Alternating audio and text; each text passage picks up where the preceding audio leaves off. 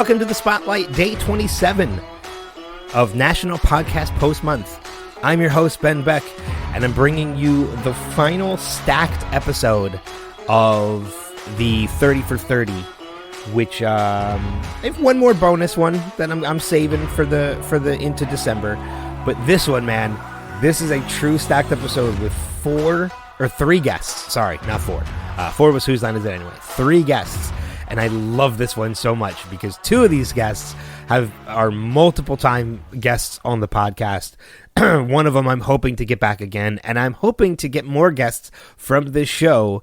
I hope you guys are fans of Archer because, man, this is a great one. Lucky Yates, Amber Nash, and Chris Parnell are all the rewinds for this episode. 3 fantastic cast members from the show Archer, a show that I still watch to this day, and I love it. I hope you guys enjoy this one. It is day 27 of National Podcast Post Month with Chris Parnell, Lucky Yates, and Amber Nash from Archer. Enjoy. And now we are happy to be joined by a special guest. You can hear his lovely voice every Thursday at 10 p.m. on FX's hit animated comedy Archer. Please welcome the man behind everybody's favorite mad scientist, Lucky Yates. Lucky, thanks for joining us. Shalom. Yeah, thank you. I'm glad to be here. Other than being excited, as we are as well, that the Cowboys lost last week, how you doing? Oh, my God. So excited. Those jerks. I'm from Detroit, and so, Detroit really got screwed over, and it was the refs that screwed up, right? Correct. But, it didn't do, not that Detroit was really doing all that great, but it would have put us in a position where we could have kicked a field goal if our normally shitty field goal kicker, is that all right to curse? Yeah, oh, yeah, you're fine. Oh, okay. If our normally shitty field goal kicker, actually scored, because most of the season he has not been. Anyway, so I was glad. I was really thinking the Cowboys were going to get their dicks pounded into the dirt by Green Bay, because it's Green Bay. But Rodgers, I don't know. Are you guys football guys at all? Am I losing listeners left and right? Yeah. We actually just finished up a couple weeks ago. My friend of mine and I, we do a fantasy football podcast on the network. So, and Ben's we're from the Philadelphia area, so we hate the Cowboys, but Ben's a Panthers fan. That's the other thing is so many on Twitter. So granted, it wasn't that many; it was just a few of them, but just the rabid responses I was getting from Cowboys fans, and it was just like, guys. Nobody fucking likes the Cowboys. Nobody. There's a fucking everything that's wrong in the country could be summed up with the Dallas Cowboys. Just horrible. That is very true.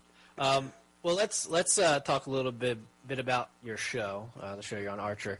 6th season just started a couple weeks ago. Now, for the few who left who haven't given Archer a shot for some reason, tell us a little bit about it.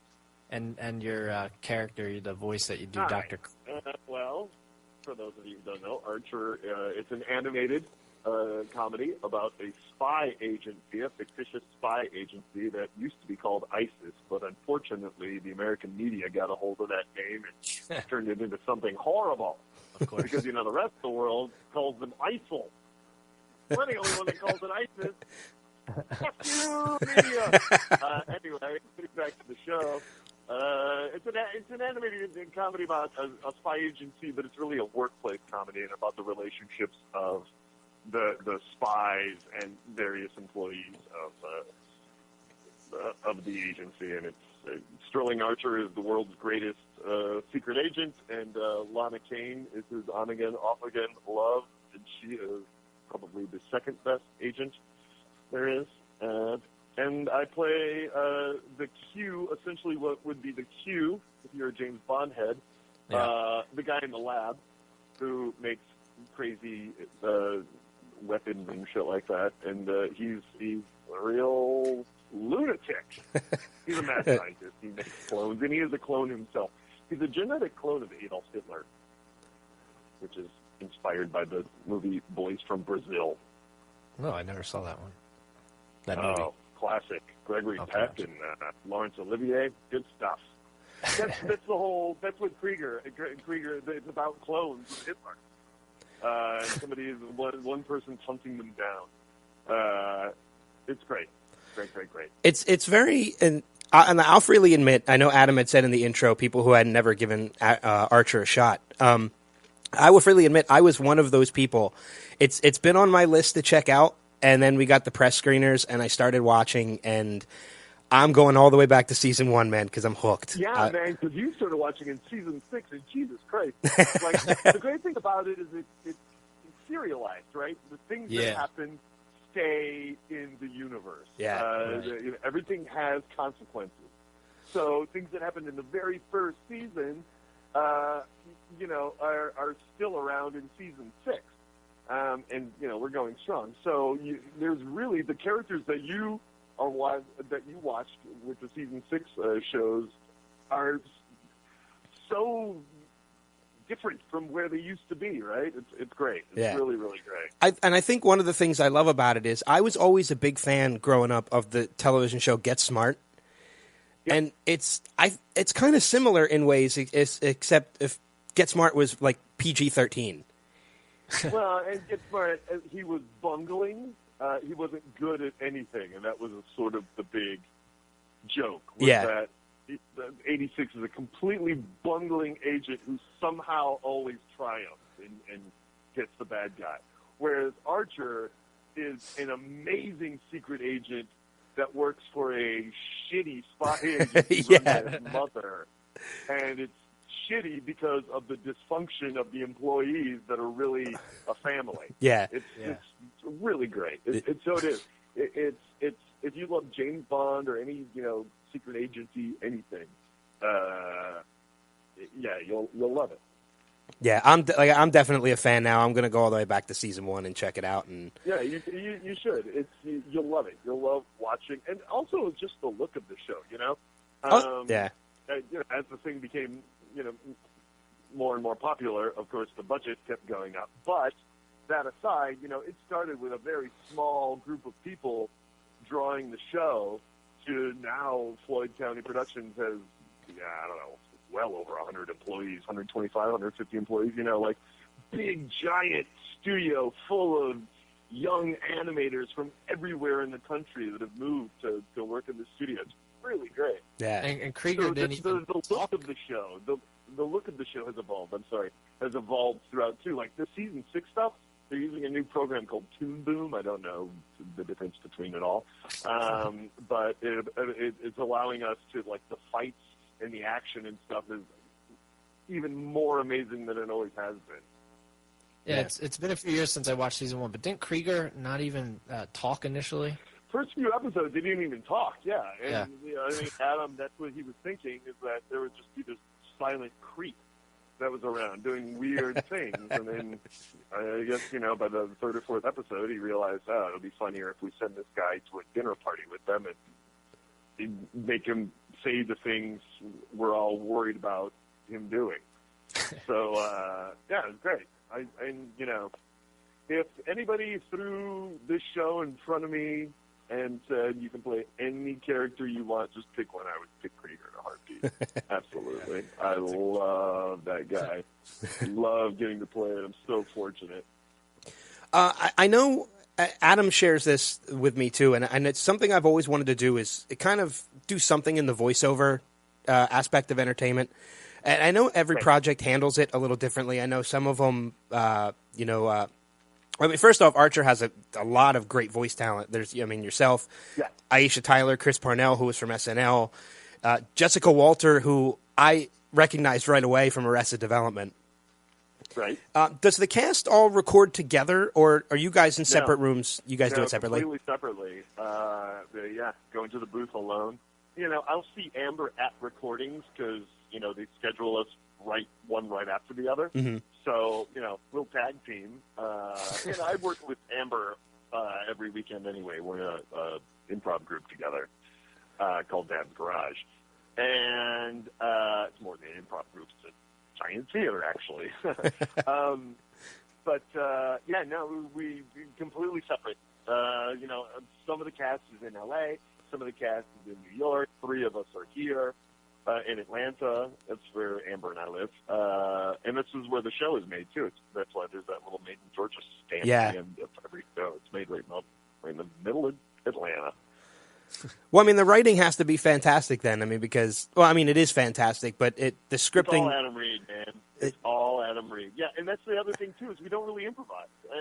The only time anybody ever does any improv is when there's big group reactions to things, and the script will just say the group reacts to this. Yeah. And then that's when you just, like, say your, Krieger exclamations.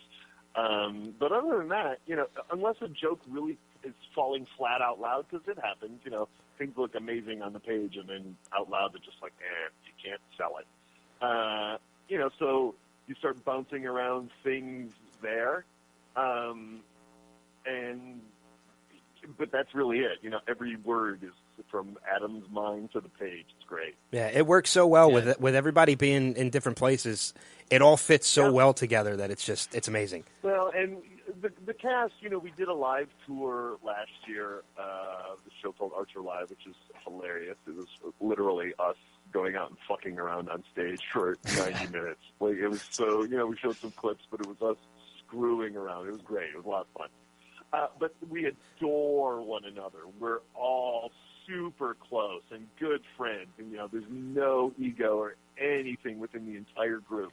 And so we love seeing each other. I'm going to Pasadena this weekend. We have our TCA this weekend. And I can't wait. I can't wait to see all my pals from the show, Yeah. We'll knock around for a couple of days and have a blast. And then it'll be over. For anyone who's unfamiliar with the show, by the way, when he says Adam, he's not talking about me. He's talking about Adam Reed, who basically does a little bit of everything on the show: directs, writes, produces, voices Ray. Oh, I thought this was Adam Reed. It's not Adam Reed. You would have done the interview if you didn't know that, right? Like, no, I just thought I was talking to Bell. I'm like, Jesus, Adam, why do you ask me all these weird questions? You know these things. Well, I mean, like you mentioned, the show's going strong. Season 6 already renewed for Season 7. Season 5 switched things up a little bit with Vice. Yeah. And I really liked it. I really thought it was cool. I know some people were a little unsure at first. I wish we kept going. I wish right now we were either running the San Marcos and we were a little government, or that we were just running a taco restaurant somewhere. I was going to say, because now in Season 6, it seems like we're somewhat back to normalcy, if that's even a possibility on Archer. Right. Right. Is it safe to say you think Season 5 turned out really well? Oh, I think every season becomes my favorite season once it's done, and I absolutely love Season 5. I mean, we took giant risks. One of the characters became a country music star, and we recorded an album, and, it was so much fun, and just so much fun to, it was a breath of fresh air for everybody to be, having our characters dealing with other things than the norm, other than spy stuff and going and infiltrating whatever. Suddenly, we were in the middle of this, oh my God, we're selling drugs, and we got to watch our backs because there's cartels coming up. It was just great. We became big victims and, targets and all kinds of stuff. It was a really great season. Just fantastic. Again, big, like, characters taking big. You just started watching, and then you're going to go to Season 5, or Season 1, I mean. But in Season 5, Pam, who is a big old heavy gal, is a little teeny tiny because she gets hooked on coke. So, for a season, one of the characters looks completely different. Well, yeah, because that was the thing, too, because when we got the press screeners, they sent us Season 5 as well. So I started in some of the couple episodes at the end of Season 5 into Season 6, and it was like a completely different different thing. Yeah, but now she's back to normal. Yeah. And I hated Skinny Pam just because I was like, Pam's not right. Pam needs to be bigger than life, man. Skinny Pam doesn't work for me. I didn't like her. But, I mean, I loved that the character was going through it, but I was like, man, you're bad. I want you normal again. Let's get Pam some help, guys. And like you said, with the show being a serial, the jokes not only recur within episodes, but within seasons. And that's what's so great about it. But I mean, and one of the big question marks at the end of Season 5 is Krieger a clone or the real Krieger? Can you... Right. Shed any light as to when we'll find that out this season? You know what? I don't know. Adam Reed, not Adam, Adam Reed, the writer and creator of the show, ask you if I knew. and I are the only two that actually know which creator we have. Not even the executive producers know. There's only two of us that know. And it hasn't come to light yet. We've got 2 more episodes to record, the big season finale. It's, usually a 2-parter, so it'll be like one long, gigantic episode with a cliffhanger. So, yeah, I'm interested to see what happens. Is it going to come out? A lot of big stuff happens this season as well. I love it. It's great. Yeah, I wouldn't be surprised if you guys kept us waiting until the final season, whenever that may be. Yeah, who knows? Well, another good part. Or it might be just a thing that just goes away. You know what I mean? They just totally ignore it. That happens in shows all the time too. You're just like, we're tired of playing with this. It's like a question. Talk about it again. It's like a question from Lost. It just never gets answered. Yeah. Oh God. Right. Yeah. It's just like, don't worry about that. Or it's like in Friends, where his son just disappeared from the show after season 2 or whatever it was. Right. Yeah. But another great part about the show is not only the voices that you guys do, but some of the great guests that you guys have been able to get. I mean, Christian Slater, Burt Reynolds, Ron Perlman, even Kenny Loggins with all the Danger Zone references. Can you reveal, or do you know any other guests that we might run into this coming season? I know upcoming episode 3 has a guest star. I know Kumail Nanjiani plays a character this year. Rob Hubble. Or Hubel, I'm not exactly sure how to pronounce his last name. I think it's Hubel. Yeah. The man. Hubel is playing a character. There's good comedians. With John and Eugene and Kristen Shaw, and we like using our stand-up buddies to play characters on the show. That guy. Rodney, who used to, again, once upon a time ran the weapons library and all the ammunition. He was in charge of all the shit. And is now living on a boat. But he was just a stand-up comedian we saw warm up for Eugene one time and loved him. So they put him on the show. That's awesome. Well, you had mentioned, and we both have mentioned with all the recurring jokes and everything like that, there's also plenty of pop culture references. I know this past episode 2, had at least 2 or 3 that I picked up on. I'm sure there's more that I missed. I know there's a Star Wars reference, a Terminator reference. Yep. Are you a really big pop culture junkie yourself? Yeah, sure. I love it. I'm a big nerd, man. I'm a total geek. You fit in well. Star Wars head. Star Wars and Batman is like you come into my apartment. That's all that's around. These next 2. I was going to say these next 2 years must be. You must be looking forward to them now with the new Star Wars and Batman. I was the original. I was 10 years old when the original Star Wars came out. I mean, I am the guy that it was, a religious experience. Never seen anything like it. Holy shit, what fun! And so my entire life I've just been a huge nerd about it. So yeah, I think it's an absolute the right hand. Of course, everybody knows the prequel sucked. And the best thing Lucas could have done was, hand over the reins. I really admire that guy. As much as people shit talk him, he finally was just like, you know what? Everybody always gets so mad at me when I do anything with this thing. I'm just going to sell it off, do good shit with the money, and because he doesn't need it, and let the people who care so deeply about it handle it for a while, because it's our mythology now, and I'm a big mythology nerd too. So, it's unfortunately like things like Twilight have worked their way in, but who knows if that'll last. Harry Potter will last. Things like that are, the modern day myths of these characters doing extraordinary things and overcoming. So it's great. It's great. Yeah. Did you? I don't know if you saw this. We talked about it last week on our show, but did you see the trailer for the new Star Wars? But it's like a fan-made George Lucas director's cut where they add all these like crazy things to it to make it absolutely ridiculous. Oh yeah. Where there's just like so many stormtroopers everywhere. Yeah. Like duvacks, like stormtroopers on duvacks. It's like just adding 1,000 all TIE fighters. Yeah, hilarious. absolutely hilarious. And I agree, too. I think it's in really good hands with J.J. Abrams. I think he's going to do a fantastic job.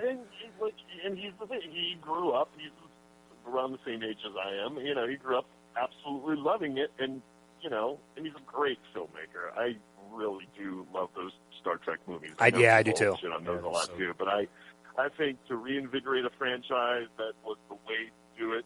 For the old nerds pitching a fit, that other show still exists. That reality is a part of this reality, and Spock coming over, you know, just took care of everything for everybody, and still made it fun and cool. You know, I will see those movies until they really start sucking. Yeah. Well, we almost got there with the original prequel trilogy in Star Wars. Man, yeah, he did not do himself. Yeah, he essentially ruined so many things. You know, it's just things like my that don't need childhood. answers. You know what I mean? You don't need to know where C-3PO originally came from. Like, we don't need to know. We don't need. He almost did what Michael Bay did to Transformers. It just ruined it. Well, he just made his universe, which was so gigantic. He just folded it in on itself too much. You know what I mean? It was like everything was connected all of a sudden. Well, that doesn't. Come on, man. Leave some mystery. Well, going back to Archer for a minute, I know it took a couple. All pop culture. Yeah, you asked me a pop culture question. Believe me, Adam and I could talk pop culture with you all night. It's just, you know, that's one of the things that we're both huge fans of as well. Yeah, we told us next we'd talk to you about Archer, though. What are you currently? Oh yeah, I mean, we can talk about Archer all day. But what are you currently nerding about? I'm a big, stuff, a lot of the Marvel stuff. I'm really anticipating Ant-Man after seeing the trailer. Yeah, Judy Greer is in Ant-Man. She plays, she's Scott's ex-wife. Oh, okay, yeah, because I know the character too. So in the trailer, you see Judy's hair in her hand. Yeah, the kid's laying in bed. I'm like, oh, there's Judy's little red hair. Look at her go. But that also was shot in Atlanta. They were down here. So there's a lot of stuff. There's a lot of stuff shot in Atlanta because I know. It's become the Hollywood of the South. I mean, there really are. It's becoming an issue out in Hollywood. Like crews and everything are moving here. It's a lot cheaper. People are super friendly here, but they're also not so gaga starstruck. Like, there's been no weird mobs or anything, you know, around shoots and stuff like that. It's just everybody just lets them go and lets them do their thing. And, you know, the stars will show up in weird little dive bars and stuff, and everybody loves that they're there and celebrates them, but doesn't become a madhouse of weirdness. Yeah, because one of the other shows I geek out about too is shot down there. That's The Walking Dead. Oh yeah, totally. Even though they're shooting in L.A. with one now, they're going to start a new series. Yeah, the spinoff I know is going to be shot out in L.A. Yeah. Did you see the new Age of Ultron trailer? Yeah, I just saw it yesterday with the Hulk and Stark and the Hulkbuster. Which was really great. Just the fact that you knew it was Hulkbuster just proves. Just the fact that you knew it was Hulkbuster proves that you are a pop culture junkie. Yeah. Oh, dude, come on.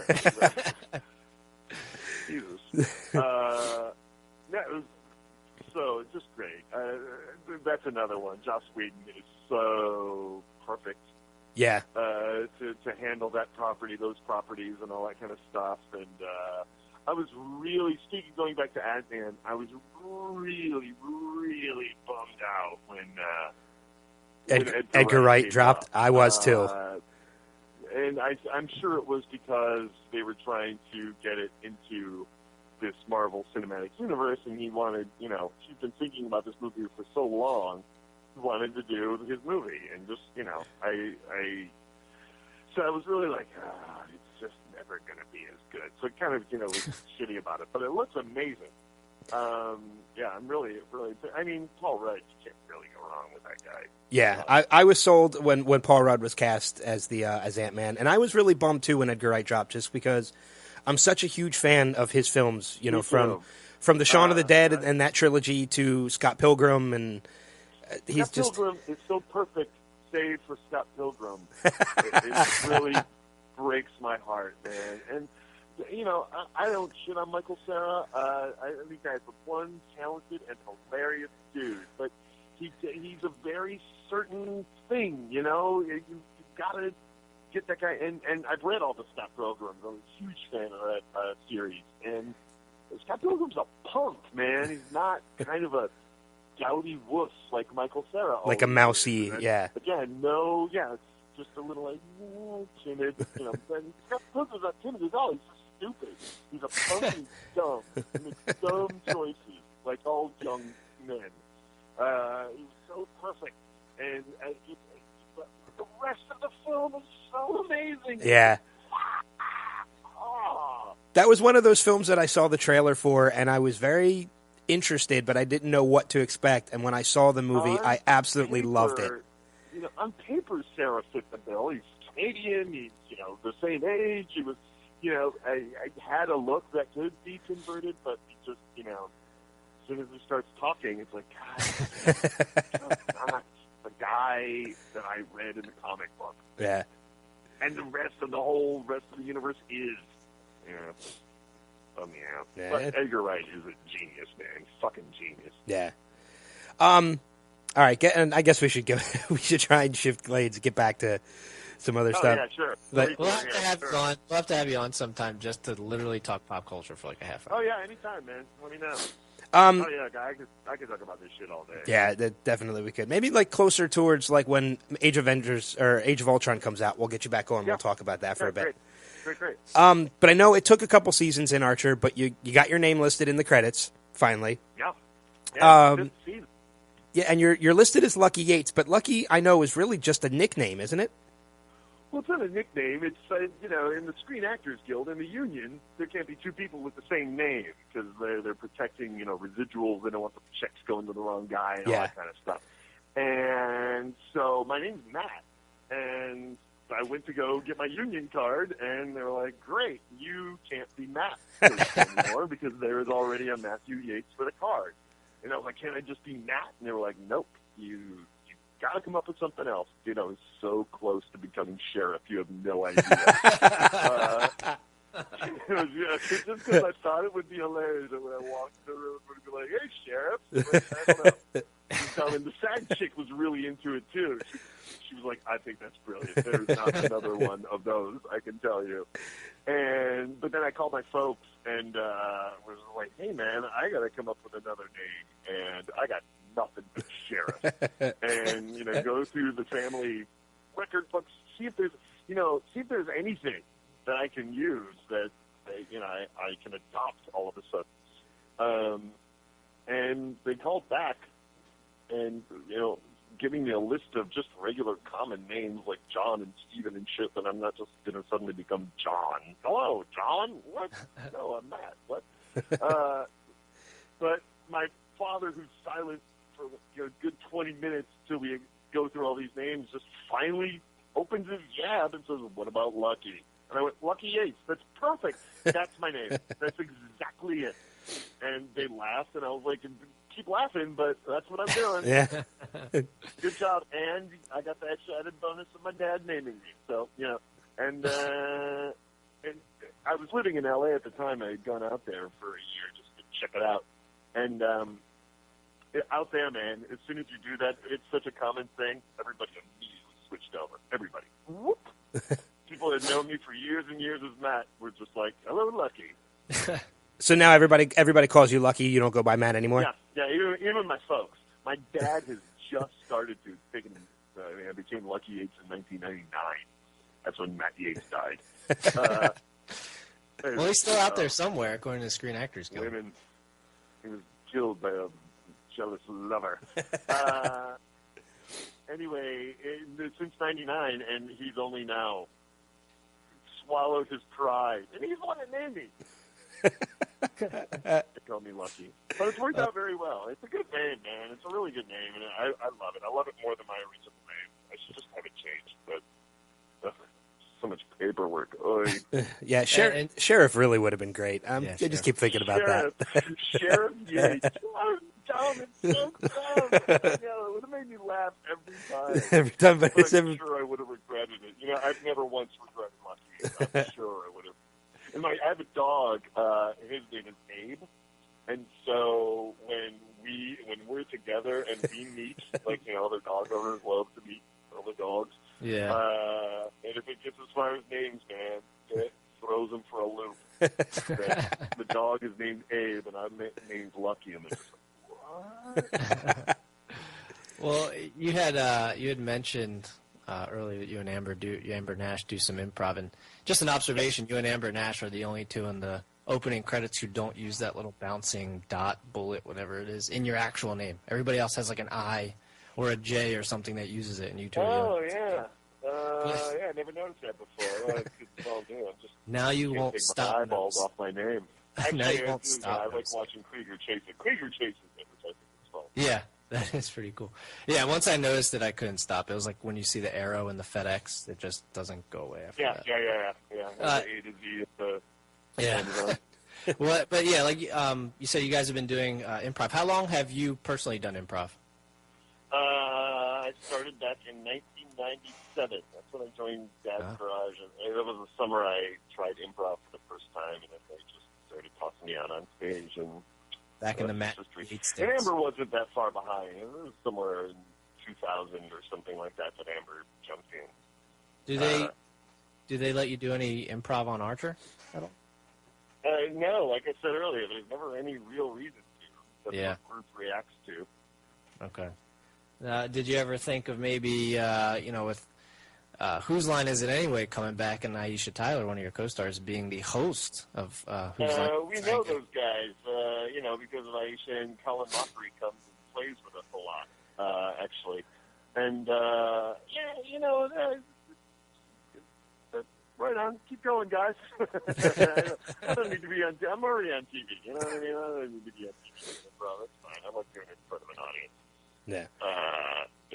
Would I guest on that show? Absolutely. But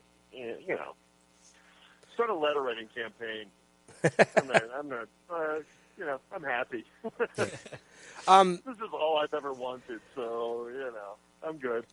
I know you've been doing the convention circuits now too with Archer and the cast. Yeah. How long have you guys been doing the conventions with Archer since it's been on? I did a ton of them last year, and it's just pretty much Amber and I. But we go and we'll do an improv show, and we're more than happy to do it. We live here in Atlanta, and we're not always in a movie or on television or something like that, so we have the time.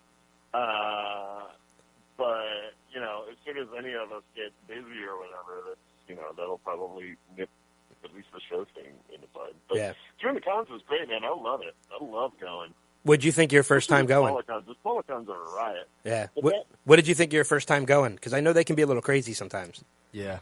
Well, no, dude. Dragon Con is here in Atlanta.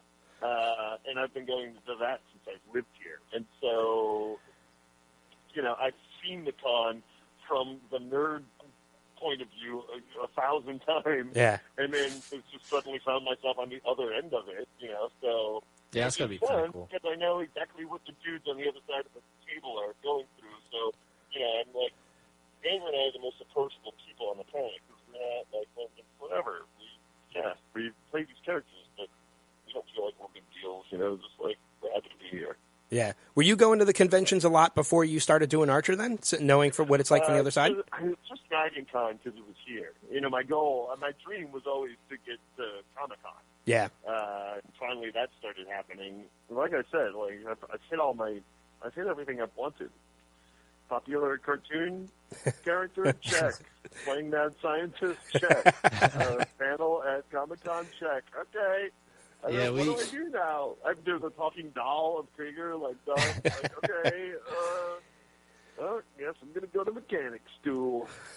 Yeah, we got to do our first con this year. We went to Philly, Wizard World Comic Con, and I gotta tell you, it was not ever being to one. I wasn't exactly sure what to expect, and obviously, we said you're a big pop culture junkie as well. The costumes there are both all over the place, and some of them are really detailed and very dude, the really work that people put into their costumes is mind-boggling. And most of those people, they work like full-time jobs and have lives and shit like that, but they also build these unbelievable costumes. It's like, Jesus, man.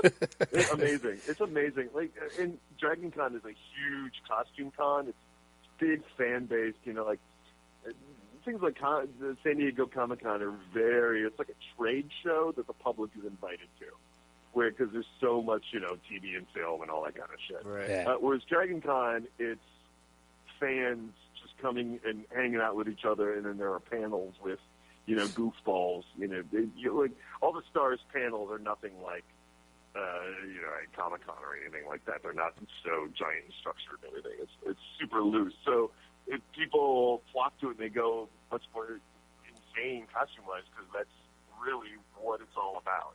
Yeah. It's fans celebrating fanhood. We should try at some point to see if we can get you and Amber up here for Philly Comic-Con, because that would just be. I love it. I love it. Love Philadelphia. Love it. Love it. Love it. I love how we did an Archer Live there once, and it was like our third or fourth show. It's very early thing, and we opened the show with a gag that. So I went out and I would do like 10 minutes of just warming up the crowd and everybody was explaining the show, and then I would introduce all of the rest of the cast one by one. And then when we finally introduced John, he was backstage on a microphone, and every city we were in, we tried to hire, we never succeeded. We tried to hire an actor that kind of looked like Archer, and we made him wear like the black tactile neck, and he was to come out and just mouth the words while John was backstage talking, so it looked like Sterling Archer was there. And it's really brilliant, and people loved it. But in Philly, we got food like immediately, and it was great because like me and Amber and Aisha, all the stand-ups and stuff like that, and comedians, live theater comedians knew, oh, this is fucking brilliant. They hate it, but they love hating it. Everybody else, including our executive producer, who's also, once he came out on the stage, took over the running of the show. It threw him, man. He thought he hated us and was just like, he was a nervous wreck the rest of the show because he's just like, oh my God, they're doing this. This is not going well. This is a disaster. This is a disaster. We made a horrible mistake. But none of that was true. It was silly. It was greatest. That's great. Yeah, we'd love to get you up here sometime. We'd love to meet you in person. Yeah, right on. Yeah, I love it. I know we're getting close to the end of the interview, but I wanted to bring up the fact that I saw on, looking back into some of the stuff that you've done. I know Good Eats hasn't made any new episodes in a couple years. I know. That show is long in the grave. Yeah. But man, that was fun. That was fun. I love doing that show. I'd love to work with Alton again, but, now he's super duper busy. He's hosting every other show on the Food Network and does all his game shows, and he's writing for magazines and all that kind of stuff. He's a busy man. I wouldn't be surprised if he just moved out to LA at some point to make it easier. I haven't seen him at all last year, and he and I are buddies. Yeah. We'll at least get together, and have lunch here and there or something just to catch up. And we always stay in touch, email-wise and stuff like that. He's been I barely even heard from him last year because he's just so busy. And he did a tour. I did some puppet stuff. We filmed some puppet stuff for his tour. He did that all last year and a little bit this year, too. So, busy guy.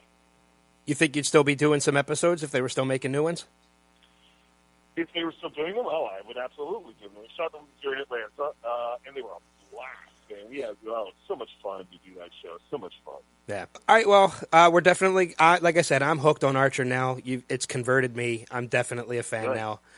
I'm going to go back and rewatch them all. And it's funny now because with the press screeners that we have, not only can I get caught up, but I can now actually get ahead of everybody else. The thing is, too, it's a smart show, and that's what, there's a lot of dick jokes and a lot of shit, but ultimately, it's a super, super smart show, and that's what really hooks people, I think. It's not just another dumb, action comedy full of fart jokes.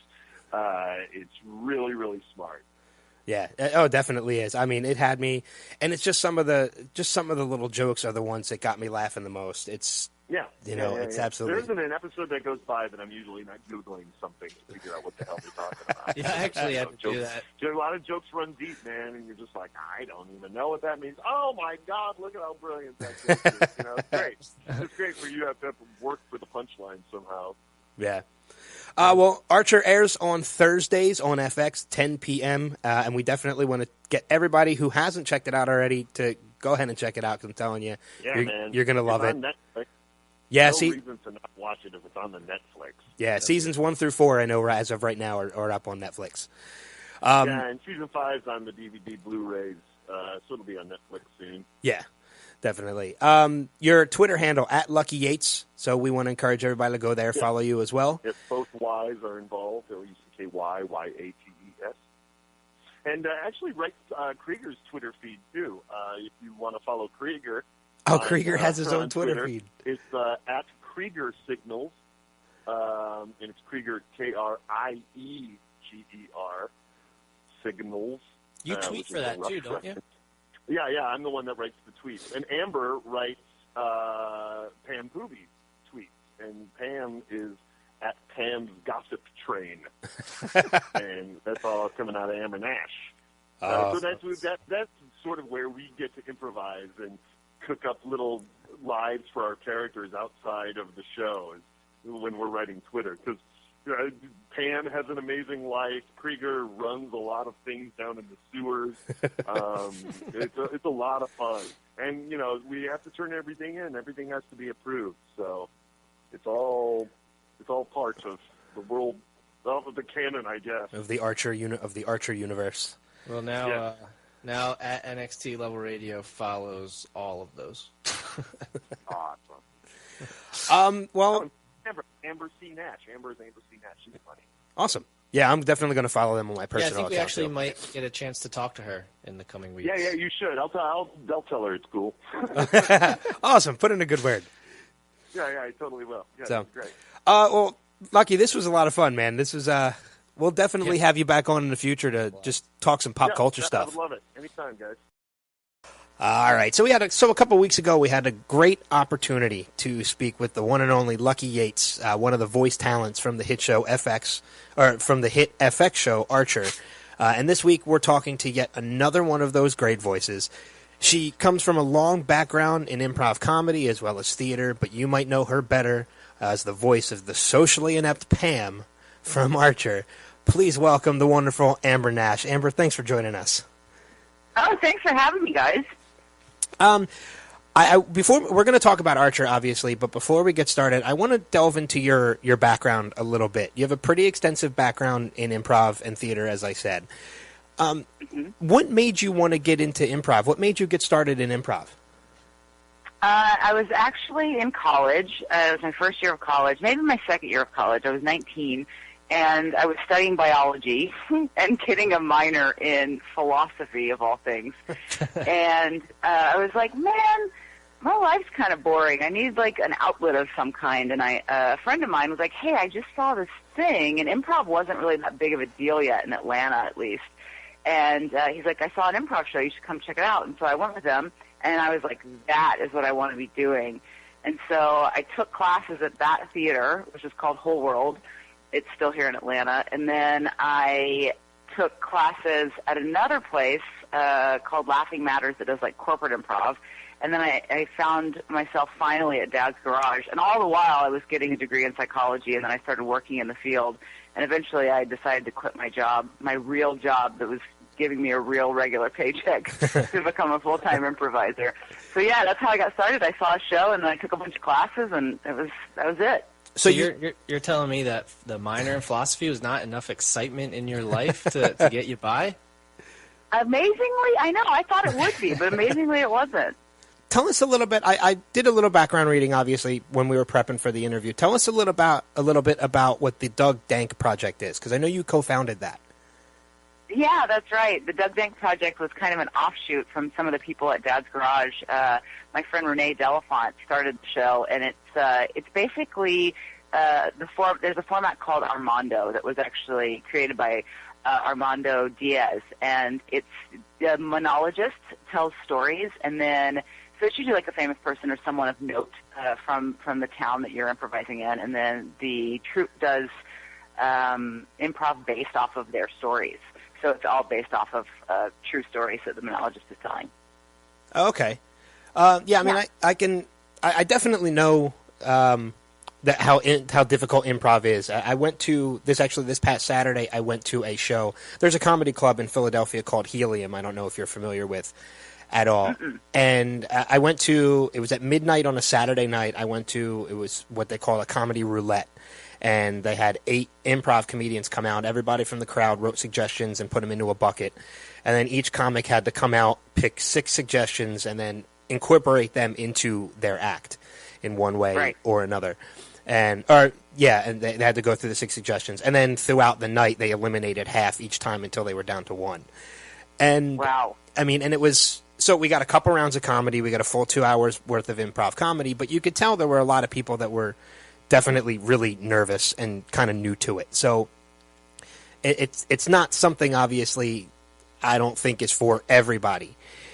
But I don't think so. I think that a lot of people are like, oh, my God, it's such a terrifying idea to get up there and not have anything and go. And I think there are, like, certain personalities that gravitate towards that kind of thing. Because, like, doing stand-up, like, the idea of that totally terrifies me. But doing improv, I'm like, that's nothing. I just got to open my mouth and let stuff come out.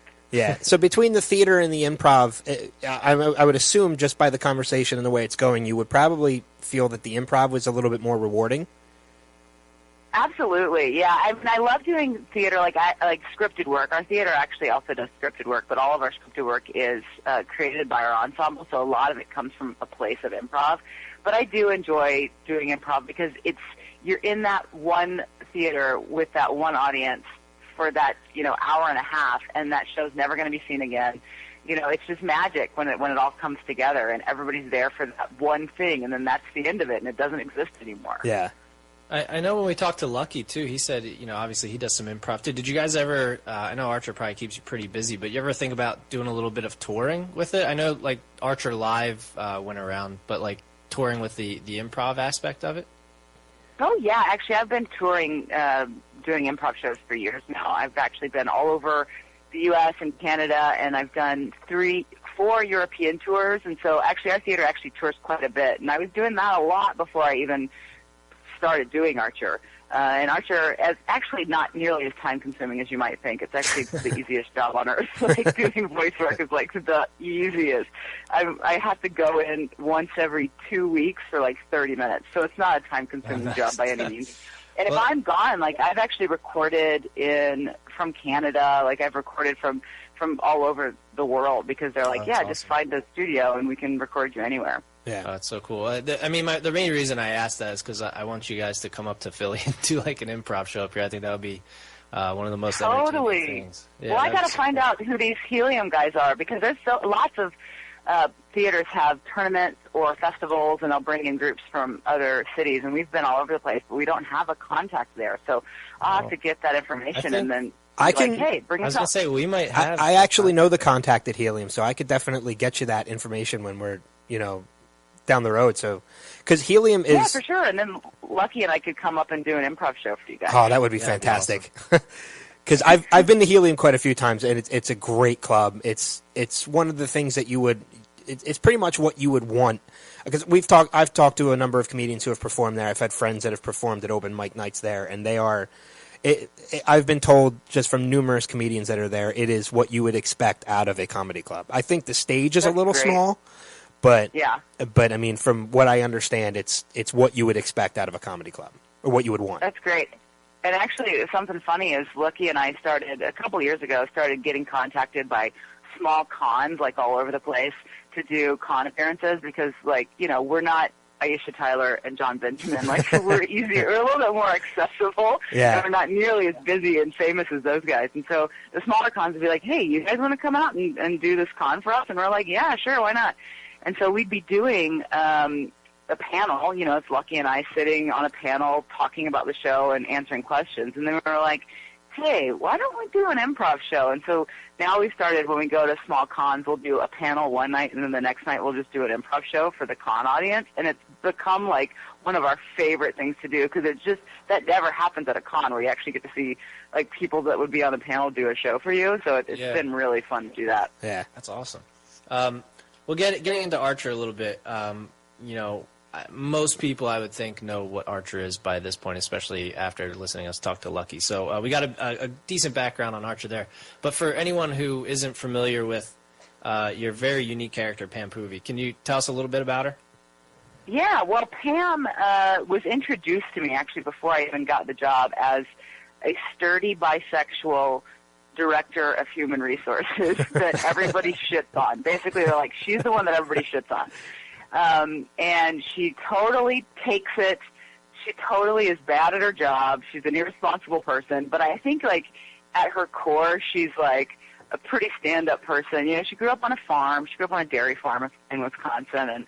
And she's just as much of a fuck-up as everybody on the whole show is.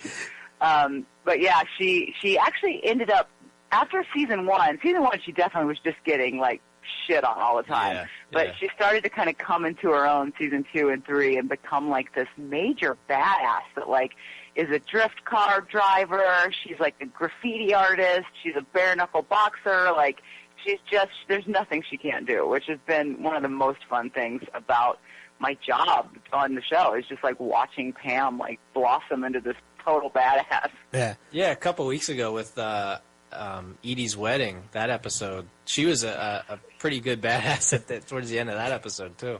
Yeah, it was great. And the fight scenes, like, the animation's getting better. Like, everything about the show is getting better every single season, which is amazing because it was already, like, so good to begin with. But the animators are, like, fucking killing it. Like, the fight scenes and the avalanche scene that happened earlier this season, too, like, good God, it looks so amazing. Yeah. I mean, yeah, like you said, Pam's she's coming to her own. She's a bit of a badass. I mean, she has confirmed kills now, being a field agent, which is pretty cool. Yeah, and actually on her back tattoo, at the top, there's like hash marks, and those are all the people apparently that she's killed. Yeah. Yeah, I mean, honestly, like, towards these later seasons, I haven't seen the earlier seasons for a while now. Sometimes I'll go back and watch them, but like, you kind of forget that she started out in HR at ISIS. Like, totally. She's such a badass. But, I mean, the best way to describe her, I mean, with all the noises that she makes, the burps, and I mean, she really, like you said, she doesn't give a shit, which is awesome. Do you also voice, like, the multitude of sounds that she makes, like the burping and things like that? Do you also have to kind of burp on spot like that? It depends. Like, every once in a while, usually, like, when they do a burp, it's not me. They just put it in afterwards. Okay. And I'll always be like, come on, guys, let me try. So I'll, like, try in the booth, and they're like, it's okay, but we can totally find a better one. Like, amplify. But all the, like, munching and, like, eating, like, that's all totally me, just not burping. It's tough. It's tough to, especially on the spot like that. Yeah. Yeah, I know one of the things about Pam, and I thought it was specific to Pam, but I'm starting to realize, because I had never seen the show before we talked to Lucky. We obviously, the great people over at FX, sent us screener copies of season 5, which was Archer Vice, which I loved, and then a couple episodes of season 6, this current season that we're in now. So I got to watch them, and it had always been on my to-do list. It had always been in my Netflix queue. I wanted to watch it, and now I'm completely hooked. I went back to season 1, and I started from the beginning, and I'm getting caught up. And one of the things that's kind of what happens to people. Is like, once they see one episode, they're like, oh, now I get it, and then they get hooked to it. Yeah, and I was disappointed that I had waited this long to check it out. Right. And one of the things I noticed about Pam, at least at first, and now I'm starting to notice it's not just Pam, it's pretty much every character on that show, that the one thing she was missing is a filter. She just has none. And totally, yeah. I mean, and getting into that a little bit, I have to ask, just because I heard it, and I was curious from the beginning, where did the phrase "shit snacks" come from? That's what's funny is there's a bit of a debate about where shit snacks came from, because I am for sure that Adam wrote that into a script, like, for sure, and then it just kind of stuck as a catchphrase. I don't know if he was intending it as a catchphrase in the beginning, but then, like, not long ago, maybe like a couple years ago, we were on a panel, and Adam said that I improvised the line "shit snacks," and I was like, no way. Like, I would have never come up with that. Like, I appreciate it, but I would have never come up with it. So he says that I improvised it, but I totally didn't. I know that he wrote it. But another funny thing is Jessica Walter, the first time she met me, I think we were already almost in season 3, and I hadn't met Jessica yet because we all record separately. And I live in Atlanta, and she's in New York. And she was talking about Pam and how much she liked the character, and she said, "Holy shit cakes." And I was like, that's what it should be from now on, is shit cakes. I would take credit for that, though. I mean, even if you didn't say it, if he gave you the credit for it, I would take it, because that's just such a classic line. Yeah, exactly. Yeah. It should be like one of those license plates, the vanity plates. Right. Totally. You put it on Amber. You put it on a business card. Amber Nash, inventor of shit snacks. You know, it'd be perfect marketing. Actually, come up with, like, I don't know, just make it like chips or something, and call it shit snacks. Yeah, or like little fudgy cake rounds. Yeah. Yeah, there you go. Yeah, that actually makes more sense when it comes to Pam. Yeah, and there's people all the time online that'll tweet to me like pictures of them like making green Russians or shit snacks, or like, you know, for the Archer premiere they make all these ridiculous like Archer themed snacks. It's pretty hilarious. Yeah. And most of them like revolve around Pam, because I don't think anybody else in the show ever talks about food. Well, I mean, shit snacks isn't the only phrase that she has. I mean, she uses sploosh, she uses inapprops. Yep. And with all the sayings and everything, and all the voice work that you do with Pam, do you ever find yourself using those phrases in real life? You know, I don't, and I've made a conscious effort not to, because I don't want to be like that douchebag that says lines from that show I'm on. You know what I mean? Yeah. Like, I also have like a drawer full of like amazing T-shirts from the show, but I can't just like wear them around, because all my friends in Atlanta are like, okay, hot shot, like keep it under wraps. I love inapprops, by the way. Inapprops is pretty great. Yeah, I've tried to install that in my daily life. It's tough. It's tough. Yeah, and it's starting to bleed over into other characters too. Everybody's using it now. Yeah, I never use the word inappropriate, so I can never use the word inapprops. It's tough. Right. And when you do the character Pam, the voice, you know, obviously as we're talking to you, you can tell you have to use a little bit of inflection in your voice. That, you know, not every voice is just talking. Like, I can talk and do a voice. Do you have any other characters outside of Archer that you've come up with, like in your improv or anything like that you'll use? Oh yeah, God, I've got tons of them. Because doing improv, like we're always doing character work, because our theater does a lot of that.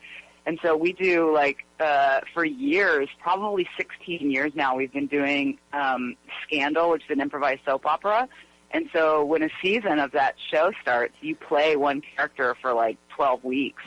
So there's characters from that, and there's characters from just improv shows. Like, I have my favorite character, and everybody that works with me at the theater will tell you this, is, like, I love playing an old man, like an old prospector that usually ends up being a ghost. You're like, oh, here comes Amber with her old prospector character again, but I just love it. It's my absolute favorite.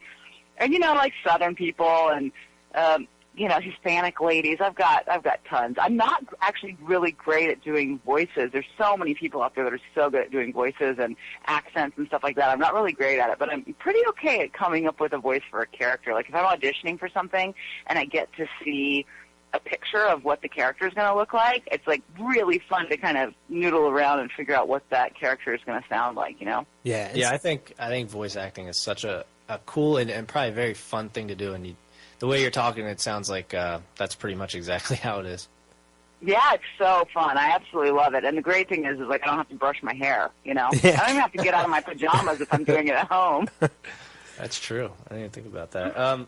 Outside of Archer, I mean, when you're just obviously, you know, being part of a voice actor, not everybody uses Google and knows what you look like. Right. You know, do you ever get recognized just from your voice, you know, out on the streets, as they say? It's only happened one time, and I don't even know how true the story is, but I was actually at the theater, and I was doing a show, and a woman in the audience was watching the show, and she kept, like, thinking that she recognized my voice, and she's like, what is it? What is going on? And then she Googled my name, because it had been announced at the beginning of the show, and she realized that I was Pam from Archer. So she actually did recognize my voice and figure out who I was based on that. You said shit snacks on stage, didn't you? No, never. That's how she recognized your Yeah, voice. she's like, where have I heard shit snacks before? After seeing your voice paired with Pam, I mean, Pam is this, it's hard to describe her, but she's a hot mess, obviously. Are they shocked to find out what you actually look like? Because, I mean, I think every time I see, an animated show, and I look, there's very few people, maybe Jessica Walter might be the only one who looks like she sounds on the show, if that makes sense. Yeah, totally. People are usually a little shocked, but if I'm on a panel, like, people are more shocked by what John Benjamin looks like. Yeah, I would say that. So different from Archer. But everybody on the show talks about how all the characters look similar enough to the actor that plays them that if there was like a live action movie that they could play their character, even like Chris and Cyril and Judy and Cheryl, like they all kind of could pass with a little bit of makeup, Oh, I think out of all, not John and not me. I think out of all the characters, I think Chris Parnell, Cyril, I think that's pretty spot on. I mean, I think that looks like Chris Parnell. Yeah. So. And Aisha with she does. I think you and H. John Benjamin are the only two that like are just way off base when it comes to the character. Yeah, totally. So, Adam, I just thought about this too. If we can get Amber in contact with Helium, and get her and Lucky down here, we know two other improv comics that we've spoken to that maybe we can team them up with them. That's true. We've spoken to Colin Mockery and Brad Sherwood from Whose Line as well. I know Colin very well. He's actually been down to our theater a ton of times. So, we love performing with that guy. That'd be awesome. They're coming to Easton in November, which is probably about, I don't know, from Philly. What would you say, Ben? Maybe like an hour and a half? Easton, maybe about an hour and 20. It's not far. There you go. Awesome. Let's hook it up. Yeah, let's work something out. Who's the other person? Brad Sherwood. He was another. I don't know him. I've never met him before, but yeah, I know Colin very well. Yeah, Brad's been touring with Colin, I think, for what, like 11, 12 years? Yeah. That's awesome. So, I know I'm a big person. I've just recently gotten into the cons and things like that, and I love dressing up at Halloween parties. And especially more recently, I've seen quite a few pictures of people going to Halloween parties and events and conventions, and they're cosplaying as Pam now. I've seen quite a few people doing that. How does that make you feel to know that you're voicing like a character that people love and embrace enough that they're willing to mimic it like that? Oh, my God. It's the coolest thing ever. I think it's actually the best part of my job.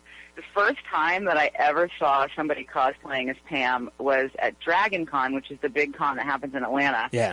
And it was a man dressed as Pam, and he looked impeccable. Like his girlfriend, I think, is a makeup artist. He had like the perfect hair. Because for a long time, people were having a hard time finding like a good Pam wig. Yeah. He looked amazing, and I was like, oh my God, this is the coolest thing ever.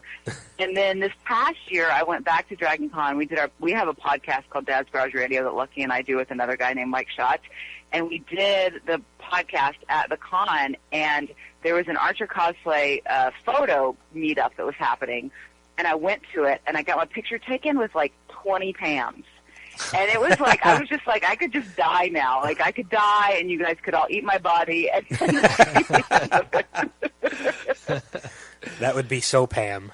Yeah. I know, right? Do you like going to the cons and stuff? Do you do a lot of them? I do. I don't do a ton of them. Like, before I started doing Archer and was getting invited to go to cons, I wasn't like a con person. Like, Lucky, I'm sure, talked to you about it, totally was. Like, he's all about it. I am unfortunately, like, not as much of a nerd as I would like to be, so I don't know a lot of what's going on when I go to a con. But I do like going, and I like, I mean, who cannot enjoy, like, people wanting to talk to you and tell you that you're nice and great and talented, you know? It's super nice to meet people, and everybody's so cool and so excited to meet you that it's like, of course I want to do this. It's so much fun. And, like, just walking around, because when I go to Comic-Con, like, in San Diego, and being from Atlanta where Dragon Con is, like, there's so many amazing costumes, and people, like, put so much work into it and wear a different costume every day at the con, and it's so amazing. And there's not as much of that at San Diego Comic-Con and even at New York Comic-Con. So I kind of like the smaller cons. They're just like a little bit crazier. You don't know what you're going to see. Yeah. Yeah, we went to our first one this past year over in Philly, and then I went to another one actually pretty local to me. It's a smaller one, probably like similar to Dragon Con in Allentown. Yeah. And I agree. I mean, like obviously in Philly, it's not so media frenzy that it, like San Diego is, where I can see that not a lot of people wear them. But the costumes there were absolutely crazy. Like I didn't know, we both didn't know what to expect, Ben and I both. But I mean, I really was not prepared at all for what I was going to see when it came to the costumes. Yeah, and you see a lot of like nudity. Like people are like, oh, now's my chance to not wear any clothes in public, which is also fun. Yeah, it's very true. Well, I mean, other than the cons and then with improv and stuff, what do you usually do? Like you said, Archer doesn't always keep you that busy. What else do you do to keep yourself busy when you guys aren't in production? Most of it's theater, and my husband is actually the artistic director of Dad's Garage, so I'm kind of like always doing something theater-related. But other than that, if I'm not like working at the theater or doing Archer, I'm usually writing or playing with my dog, and that's pretty much all my day consists of. What kind of dog is he or her? Her name's Carol, and she is well, I don't really actually know what she is. She's a total mutt, but one of the people that lives at my building described her as a pit bull supermodel mix, because she looks like a pit bull, but she's like gorgeous and has really long legs. Yeah, she's the best. You didn't name her Carol after the show, did you? Oh, no, that's No, Cheryl. I named her Carol after Carol Burnett. Cheryl. Yeah. Carol. She changed her name so much in the first season. Yeah. Right. How often do you and Lucky record the Dad's Garage podcast? We try to do it once a week. Sometimes it's like once every other week. But, yeah, we do it about once a week, depending on everybody's schedule. And we do it just about anywhere. Like, we'll do it at my house or Lucky's house, or we'll go to a Mexican restaurant and do it there. And when we have guests in at Dad's, we'll do, like, special guest stuff. Like Colin was actually on our podcast. Yeah, it's pretty fun. We have a big, stupid time. I mean, it's not about anything. Like, it's just a bunch of people shooting the shit. So if you like to listen to that, then it's good for people. If you don't, then you might get kind of bored. Yeah, that's why I'm asking, because I'd like to check it out. I mean, are you guys available on iTunes? Yeah. Yeah, and SoundCloud, and it's Dad's Garage Radio is what it's called. Awesome. Yeah, I'm definitely going to check it out. You guys should think about doing, if you ever do a convention, I know you guys said you do like live improv shows, but you guys should do like a podcast recording at a convention too. Yeah. Well, we did that at Dragon Con, and it's so fun. It's so much fun to have an audience. It was the first time we'd done it with an audience, and we're like, that is way better than doing it with a bunch of people staring at each other in a room, Yeah. Hey, before we let you get going, it's Oscar season. Have you seen any of the Oscar nomination movies? Because the past few weeks, we've been reviewing a couple movies each week. Have you seen any of the 8 nominees? Because I'm a member of the union, I get the screeners for the Screen Actors Guild Awards, which a lot of times are similar to what's going to be in the Oscars. So I've seen a lot of them, I think, but not all of them, because I don't know how to hook my DVD player back up since I hook the speakers up to my TV. Let's see. What have I seen? Is Birdman nominated? Yes. Yeah. Is it nominated for Best Picture? Yes. Yeah. Yep. That I think was probably one of the best movies I've seen in a really long time. I absolutely love Birdman. Yeah, we're actually about to review that right after we get done talking to you. That's one of our movies this Yeah, week. I really loved it. No, we're not. We reviewed it last week. Oh yeah, you're right. We're reviewing Whiplash and Theory of Everything this week. Shows you how much I paid attention to last week's. Well, Amber, it's been great talking to you. We definitely want to, encourage people to go and check out Archer. It's on FX Thursday nights at 10 o'clock. We want to encourage people to follow you on Twitter at Amber C. Nash.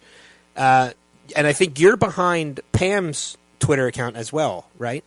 Yes, yeah, at Pam's Gossip Train. I also tweet for her. Yeah. So we definitely want to encourage people to go to those 2 Twitter accounts, check it out. Check out Archer every Thursday night on FX at 10 o'clock. This has been great. We have to have you on again, and we definitely have to work on getting you and Lucky up here to Philly. Absolutely. We'll be on a plane as soon as we figure it out. We'd love to do that. Maybe we can host the show, Adam.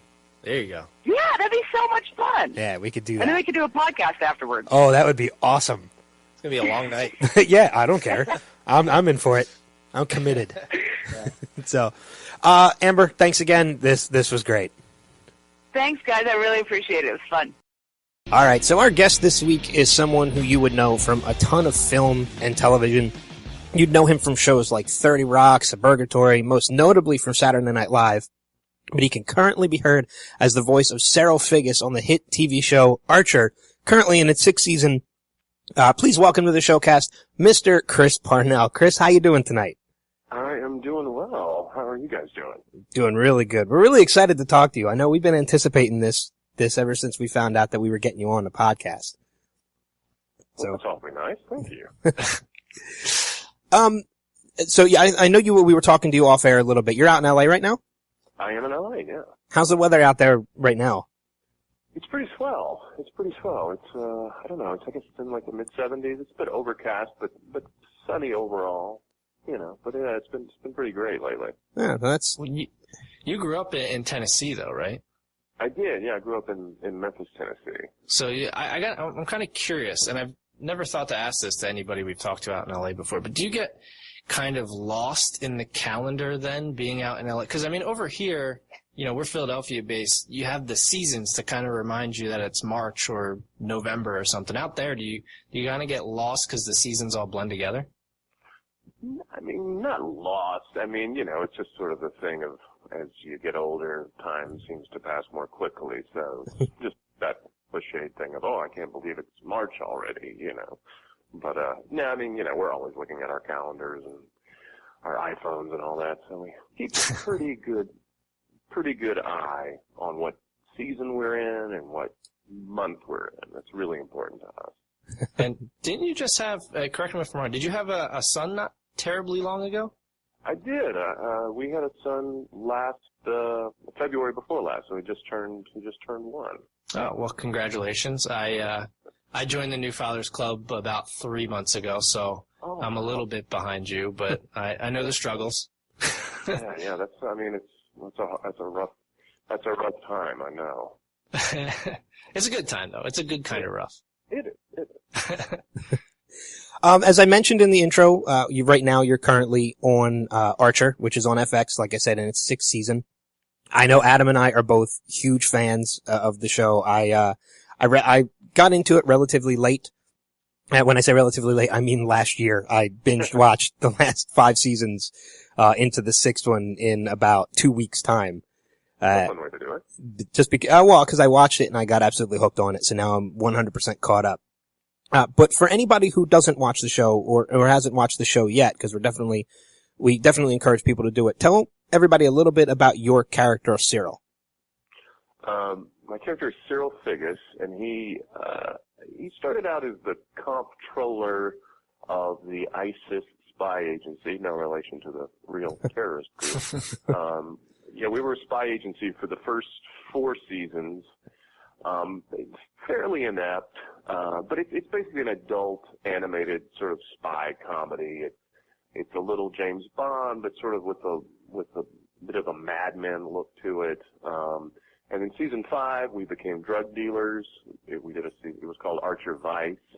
And then this season 6, we're back to being spies, but we're not our own spy organization per se. We get contracted to do stuff by the CIA. Okay. And my character has been an agent. He's been a financial guy. And the Archer Vice season, I was kind of the lawyer of the group because I am a lawyer as well. But yeah, he can do different things. And a sex addict. I guess, yeah. On some level, certainly a masturbation addict.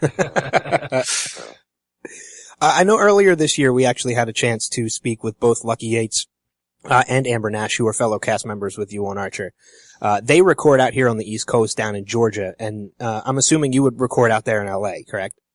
I do, yeah, most of the time. I mean, I recorded once in New York while I was there, and I recorded in Memphis a couple of times when I was home seeing my family. Well, I guess generally in LA. Yeah, I guess that's the ease of voiceover work, is that you can generally do it anywhere there's a studio. It's it's pretty awesome. And truth be told, if you have the right equipment, you can really do it anywhere there's a decent phone line, or I guess the main thing is that you have decent bandwidth, like a good internet connection. You can do like, broadcast quality recordings and things. I haven't done that, but if you have the right setup, yeah, you can do it kind of anywhere. Yeah. So I guess it's a safe bet to say that you enjoy voiceover work? Hate it. No, I love it. It's pretty awesome. I mean, it's what my dad does for a living. My dad was a disc jockey in Memphis, and then went into having his own recording studio and producing and recording voiceovers and things like that. And that's still what he does. He's still a voiceover guy in Memphis. Okay. So I kind of followed in his footsteps that way. Because you've done some other voiceover work too. I think you did Rick and Morty as well. Yeah, we've recorded 2 seasons. I'm not entirely sure when season 2 is going to start airing, but I'm anxious to see what those look like. And then hopefully soon we'll start recording season 3. But yeah, I feel pretty lucky to do Archer and Rick and Morty because they're both really awesome shows, really well written, Do you do the voice for Progressive too? Is that you in the commercials? I do. Okay. I was like, that sounds exactly like him, but I can't tell. Yeah, the Progressive box. The box, yeah. Well, you mentioned season 5 with Vice, and it was completely different, as we mentioned on past podcasts from other seasons of Archer. Being that you were briefly the president of San Marcos, was that safe to say that was your favorite season then? No, I can't say it was my favorite season. I mean, that was fun to do that for a moment. But I don't know. I gotta say, I like it now that we're back kind of into the spy world. Although Adam just told Aisha and me the other night at dinner, he and Matt Thompson were in town, gave us some spoilers about season 7, which I can't pass along, but it's going to be another shift of sort of our modus operandi. Antarctica. I'm just thinking it's complete opposite of San Marcos. No comment. I read something online, and I'm curious about this because you can't always trust everything that you read online. Were you a teacher before you started performing? Well, I mean, yes, I taught high school for a year. I had gone off to drama school, to North Carolina School of the Arts, and I'd done a year of theater down at the Alley Theater in Houston, which is a pretty big regional theater down there, and I was in their, like their apprentice company. And then after that, I guess I wasn't quite ready to make the big jump to New York or LA or whatever, and I was a little lost and disenchanted with the theater world. And so yeah, my former high school drama teacher and mentor and still a good friend of mine, Frank Bluestein, he said, you want to come back and try teaching for a year? I was like, sure. So I went back and taught like introduction to acting, introduction to film and video, these classes that I'd taken myself while I was at Germantown High School, Germantown's a suburb of Memphis. So yeah, I did it for a year, but I was not really cut out for it. Was it like your character in 21 Jump Street? I hope not. He was a lot more comfortable with what he was doing than I was. Yeah, I didn't. I mean, I was okay, but I was like 25. I was like so young and not ready to be an authority figure. And once the bell rang and I was doing like theater stuff with the kids in the theater department, we also had this amazing television studio. So when I was working with those kids, like after hours, that was great because they were like what I did when I was there, and they were all really devoted to it. But the regular teaching I found pretty tough. I know as far as your comedy background goes, you got your start with the Groundlings, which has produced so many different people who are notable as far as talents today. A bunch of people from SNL, Chris Kattan, Jan Hooks, Pee Wee Herman got his start with the Groundlings and the Pee Wee Herman Show. Phil Hartman. And so, yeah, Phil Hartman. And I know there's, the list goes on and on. Will Forte, Will Ferrell. There's so many people that come out of it. When you look back at that, are there any people, that you got to work with that you really enjoyed working with and haven't had an opportunity since and would love to work with again? Oh, yeah. I mean, there's so many people. I mean, I have to say, we did a 40th anniversary Groundlings show, or a series of shows, and I participated in the show that sort of covered the decade that I was there, and so I got to be on stage with some of those folks again, and actually do scenes with a few of them. But yeah, I mean, there's so many. A bunch of us are getting together for lunch on Friday. Yeah, there are a lot of them that I love. Very talented men and women who, I don't give up hope that we won't ever be able to work together again. Because if it's like a lot of them work. So. Yeah. Was there anybody that was just your absolute favorite to work with while you were with the Groundlings? Gosh, it'd be hard to pick out one. I mean, it's kind of like picking a favorite child.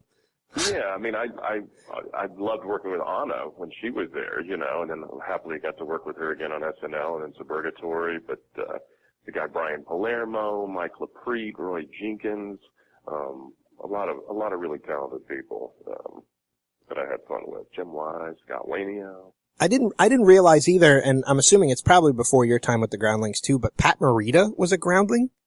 Yeah, way before my time, definitely, but yeah, apparently. Yeah, that just blows my mind, because I can't see him. I mean, I guess I've seen some of the roles he's done, like Happy Days and things like that. So I guess he's got the comedic background, but I don't know, it's just weird for me to think of him in a position like that. I know, it's strange. Well, one of the cool things, another Groundling alumna, was Julia Sweeney, and I actually got to sit next to her at the SNL 40th, and I think we had met in passing before, but that was the first time we kind of gotten to chat, so that was pretty cool. She's an awesome, wildly talented lady. Well, we had, throughout this interview, obviously already, we've mentioned your stint on SNL, about 8 years. My biggest question to you about SNL has to be, where the hell did you learn to rap, man? Because both Lazy Sunday 1 and 2 are probably two of the most popular digital shorts that SNL's ever put out. Yeah, no, I mean, I felt pretty darn lucky to get to be a part of that with those guys. I mean, I don't know. It's just something. I mean, I guess I did some rap sort of improv things at the Groundlings, but, the truth is, I have to confess, I'm not like a huge rap fan, I mean, I certainly enjoyed some rap. I like the Beastie Boys a lot, and, but I think as long as you have some sense of rhythm and musicality, and if you can articulate words well, if you can speak well, I don't know. It just sort of came naturally, I guess. But it's for comedy. It's like I'm a good enough singer for comedy, but I'm not gonna, I don't plan to go on Broadway or go on tour performing with my vocal ability, Yeah, I mean, and another one of the more popular digital shorts with rap in it. You didn't rap yourself in it, but the Natalie Portman rap one was fantastic, where you're basically interviewing her. She was just going off on a tangent. That was another one I felt lucky to be in. And I mean, go ahead, Ben. I was going to say, I think Lazy Sunday too was pretty groundbreaking for SNL, because wasn't that the first digital short that they had aired? I think technically, they had done one. The guys had done one with Will Forte. Eating lettuce on the stoop of, it may have been Andy's apartment at the time in the Village. I think that was the first one. And I don't know if Lazy Sunday was the second, or third, but it was the one that, kind of blew up, as they say, I guess. Yeah, put digital shorts on the map, essentially. Yeah. And I mean, I think you're on SNL for 98 to 06 roughly, which is, the prime years of my teenage childhood, as it were. Yeah. I mean, you obviously were on SNL for basically my favorite and arguably one of the most successful casts that there have been on the show. I mean, obviously coming from a long line of successful cast members, but anyone on SNL clearly is talented just to be on it. But do you guys? Did you know back then just how talented and big the names would be that would come out of that cast? Well, I mean, I was in the Groundlings, doing shows when Catan and Sherry O'Terry and Will Ferrell and then On a Gas Tire got on. And so, we saw, oh, wow. And we knew people in the past had gotten onto SNL, but it had been a while, It was kind of a break. So, in time. And so seeing them get on, it was like, wow, okay, this is pretty cool. And, we knew this could be a possibility for us. I didn't actually think it was going to happen. Happily it did. And then, so shortly after I got on, Will and Catan had, the Roxbury movie, and then Molly had Superstar. And,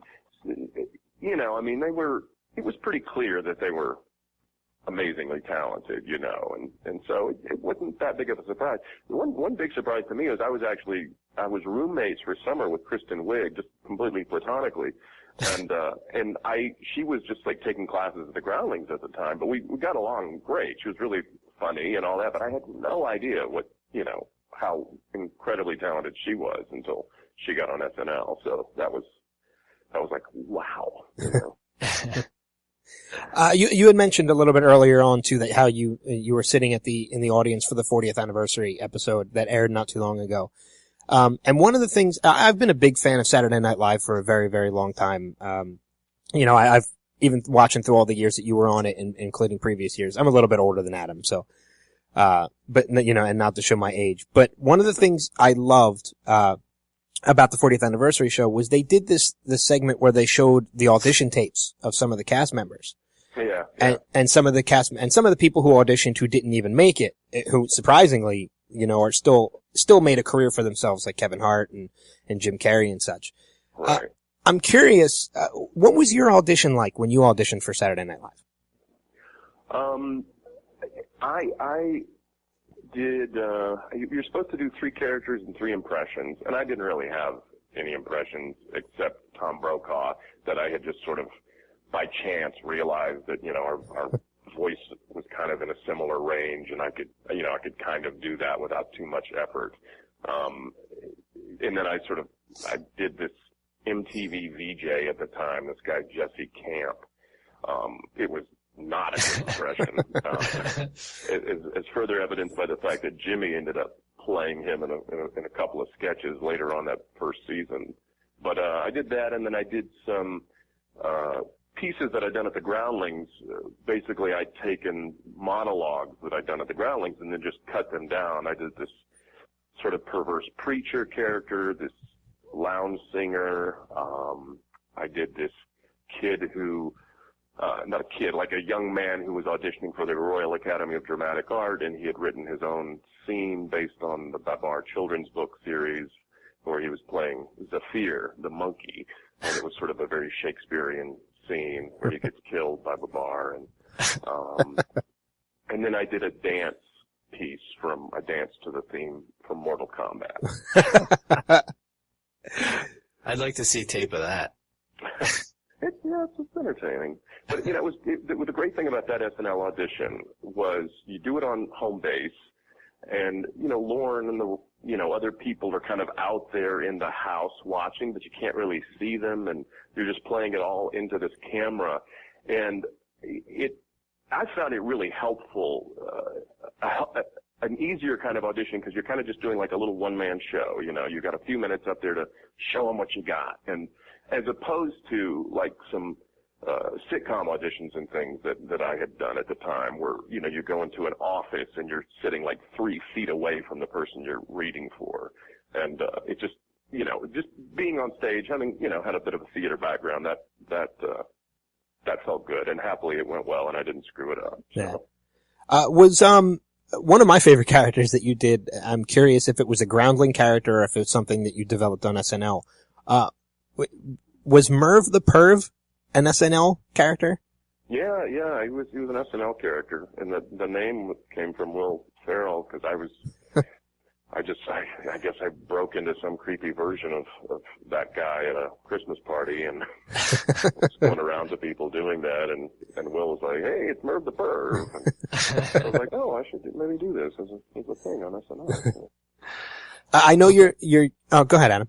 No, I was just going to say, going back to the 40th anniversary quick, you made it into, speaking of digital shorts, you made it into the That's When You Break short, right? Were you supposed to be like God, I guess? Oh, I mean, if I was God, they didn't tell me, but no, I was really happy to get to, even I was happy that I was in a few clips that they showed, but also I was happy to be able to contribute something new to that live show, even though it was a pre-tape piece. But yeah, that was awesome. I was very happy. The guys asked me to do that. I'd still say that would be God. I mean, it seriously looks like the whole thing's recorded in heaven. So yeah, maybe you're right. That's what I'm going. So you might be right. Something I just thought about too, as we were interviewing, and you had mentioned a couple of things earlier on, like Superstar and Night at the Roxbury. There's been quite a few movies that have come out of SNL characters, and you've been in quite a few of them. I know one of them that I think is very underrated. I absolutely love is The Ladies' Man. That is probably one of my favorite Saturday Night Live movies. Such a good movie. Yeah, it's such a good movie. Yeah, and that's such an awesome character. I mean, yeah, I mean, it was one of the first things I sort of did, and I had a lot more freedom. Tim was giving me a lot more freedom to improvise and do stuff, but I kind of came a little unprepared, and it didn't make as much of that as I could have. But yeah, I was just bummed for him and the guys that wrote it that it didn't, make more of a splash. But no, I love that movie. Yeah.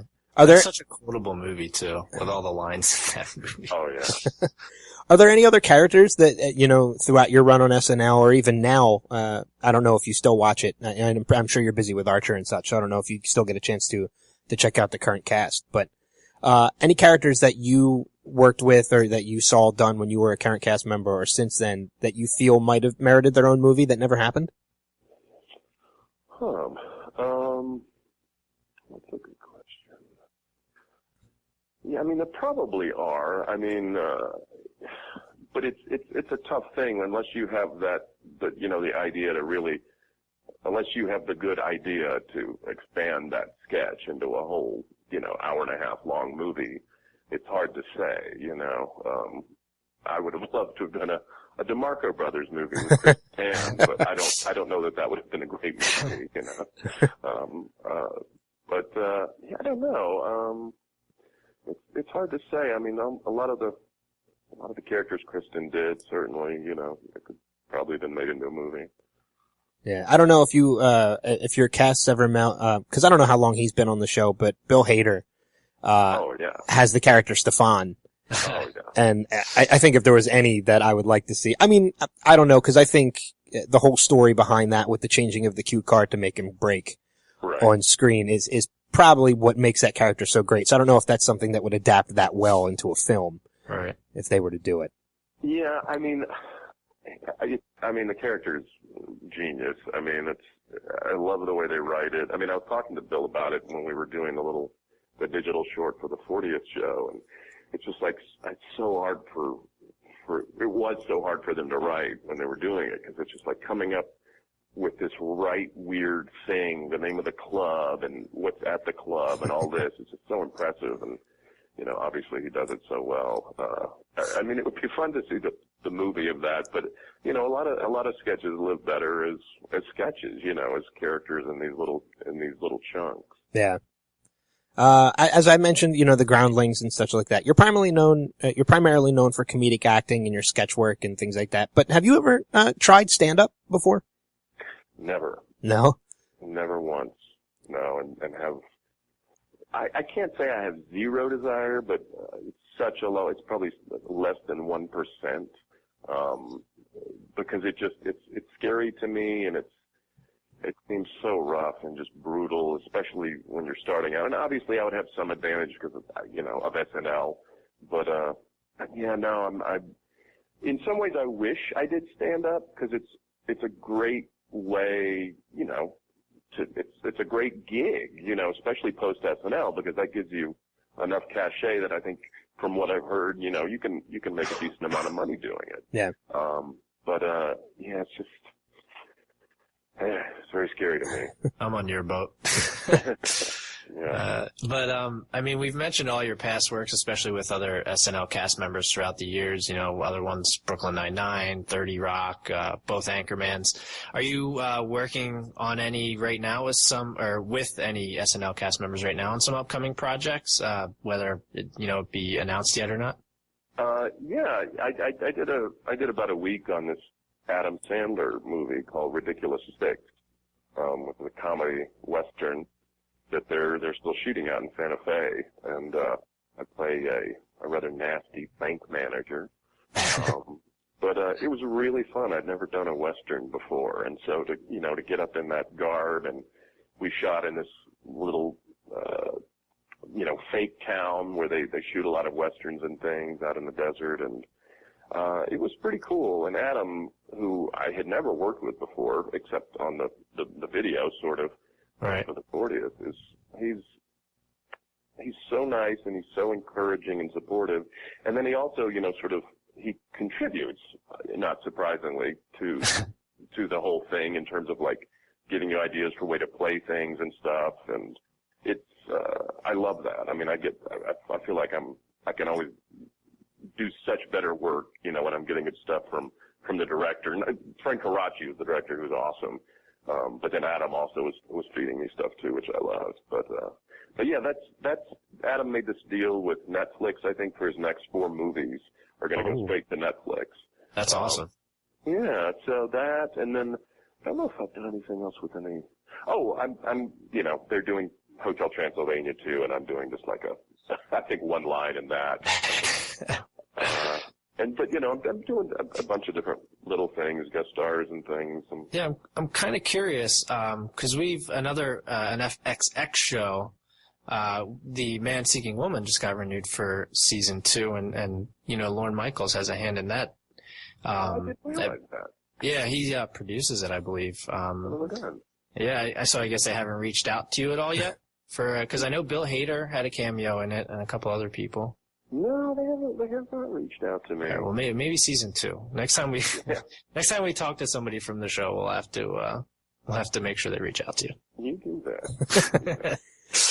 I know one of the final questions, because I know we're just about ready to wrap things up, but one thing I wanted to ask you is, when we talked to Lucky and Amber earlier on, one of the things that we had talked to them about was the conventions. Do you do the convention circuit at all? Just the Comic-Cons, because FX, sort of, drives us or flies us to either New York or LA. We just did New York for the first time last year. But we've been to every Comic-Con, I think, for the last 6 years, 5 years, something. Okay. But yeah, not beyond that. Just those. Okay. Yeah. Is that I'm assuming, is that something that you enjoy, or is it just another promotion for the show? I enjoy it for the camaraderie of hanging out with my castmates, because we genuinely like each other and we have fun and we like to eat and drink together and and all of that. So that's really nice. And since we don't record together, we only see each other at like Comic-Con, or if we do an Archer live, which I don't know if we're ever even going to do any more of those. But so it's some kind of event like that, some sort of a press or publicity thing is when we get to hang out, and it's fun that way. I mean, it's have you guys been to Comic-Con? I was Philly. Yeah. Well, I've been to Philly. Ben's been to a couple. I was in I went to New York this past October. Yeah, I mean, it's pretty. I find it kind of overwhelming. I mean, it is, yeah. Yeah, and that's one of the reasons why I had asked, because it's not for everybody. It's a lot of big crowds. It's hard to move sometimes, and it's just. So I know it's not for everybody. Yeah, no, it's I mean, there's some cool stuff there, but I walked out on the floor in New York for a little bit, and I went out on the floor again in San Diego this last year, just kind of looking for, some graphic novel art or something that I might be interested in, but it's like I don't need to do the floor again probably for a few days. It's just too overwhelming. I mean, my favorite part about going last year, last year was my first one, was, sitting in on some of the panels and stuff and seeing some of the people. And I mean, when you go, you are the people. So, I mean, there's not much, I mean, did you sit on any other panels besides obviously Archer when you were over there? I did a Rick and Morty panel. Oh, okay. Yeah. So did you sit in any, like, as part of the crowd, like just kind of sneaking in there? I didn't. No, I mean there were definitely some that I would have loved to have seen, sat in on and watched, but it's just schedule wise it just never seemed to work. Yeah, that's true. Yeah. Archer airs on Thursdays at 10 p.m. As of this Sunday, as of tonight, there are 2 episodes left, and before the season 6 finale. And you guys are signed on for a season 7, so we're definitely looking forward to seeing where, like you said, where the season's going to go with this little bit of a shift. Yeah, me too. Antarctica should be fun. You don't have a Twitter, do you, Chris? I do not. I do not have the Twitter or the Facebook. Okay. Well, I mean, in that case, we're going to definitely encourage people to follow Archer's Twitter, which is at ArcherFX. As well as, many other cast members, as well. But, Chris, this was a great time. We really enjoyed this. Like I said, we were really excited. So we're glad you were able to join us tonight. Well, thanks for asking, Ben and Adam. I appreciate it. It was fun talking to you guys. So we'll definitely encourage people to keep watching Archer. We look forward to seeing any projects that you have coming up. Like you said, the new Adam Sandler Western that's going to be coming out soon too. So. It'll be pretty funny. But stick around, everybody. We'll be back in a few minutes with more of the showcast.